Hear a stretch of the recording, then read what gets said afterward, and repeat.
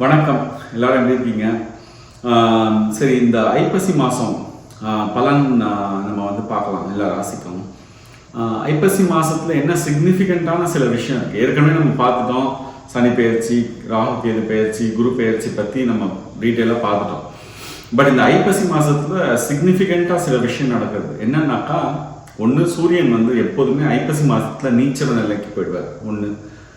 இன்னொன்று பார்த்தீங்கன்னா, இப்போ குரு வந்து அதிச்சாரமாக போகிறார் உச்சஸ்தானத்துக்கு. ஸோ அது வந்து ஒரு சிக்னிஃபிகண்ட்டான ஹேப்பன். ரொம்ப ஃப்ரீக்வெண்ட்டாக நடக்காத ஒரு விஷயம். அதிச்சாரமாக உச்சத்துக்கு போகிறது குரு.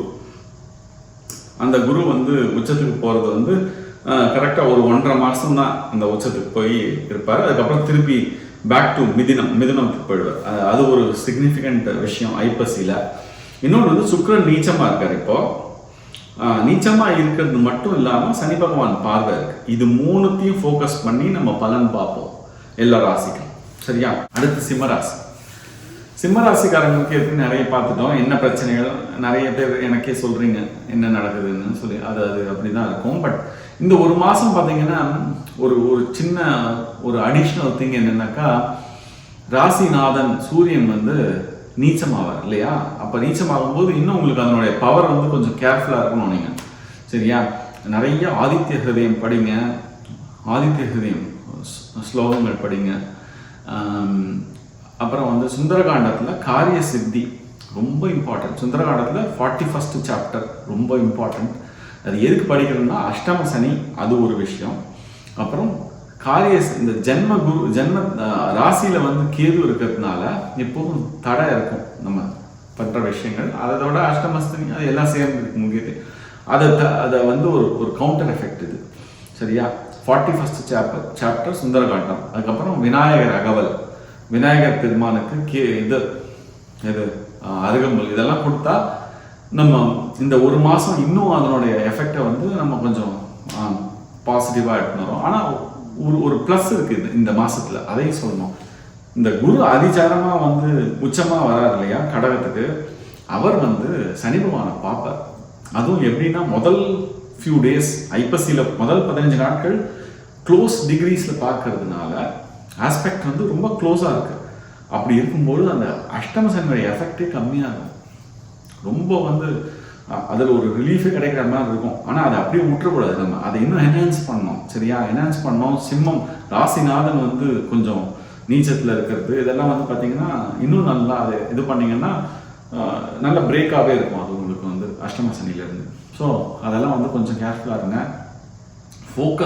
ஃபோக்கஸ் ரொம்ப இம்பார்ட்டண்ட். ஓகேவா? நான் சொல்கிறது வந்து பார்த்தீங்கன்னா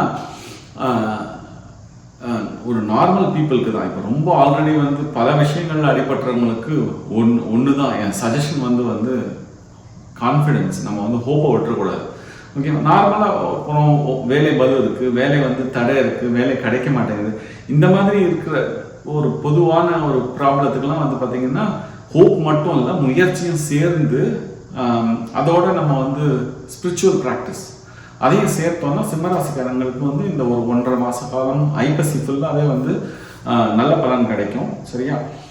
சொத்து இந்த மாதிரி விஷயங்கள்ல முதல் ஒரு பிற்பகுதி ஐப்பசியில் பிற்பகுதி செவ்வாய் வந்து 4ஆம் இடத்துக்கு போய் ஆட்சியாகிறது வந்து பார்த்திங்கன்னா சொத்து சேர்க்கறது இதெல்லாம் வந்து சேர்த்துக்கான வரும். ஆனால் என்றைக்குமே அந்த மாதிரி விஷயங்கள்ல ஏதாவது ஒரு பிரச்சனை வராமல் இருக்கணும்னா நம்ம முதல்ல பிள்ளையார் சொல்லி போட்டு நல்ல விஷயங்களில் நல்லா ஆரம்பித்து டாக்குமெண்ட்ஸ்லாம் வெரிஃபை பண்ணுறது இதெல்லாம் ரொம்ப கேர்ஃபுல்லாக பண்ணி அதுக்கப்புறம் பண்ணுங்கள். இப்போ வாகனம் வாங்குறீங்கன்னு வச்சுக்கோங்களேன், அமையும், வாகனம்லாம் அமையும். அஷ்டம சனியில் வந்து பார்த்திங்கன்னா நெகட்டிவும் வரும், இந்த மாதிரி விஷயங்களும் வரும். அதனால பிரச்சனைகள் வராமல் இருக்கிறதுக்கும் நம்ம கேர்ஃபுல்லாக இருக்கணும் இல்லையா? அப்போ அதுக்கு தான் சொல்கிறேன், வாகனங்கள்லாம் 4-5 ஒன்றுக்கு 2 மெக்கானிக்காக வச்சு டெஸ்ட் பண்ணி வாங்குங்க.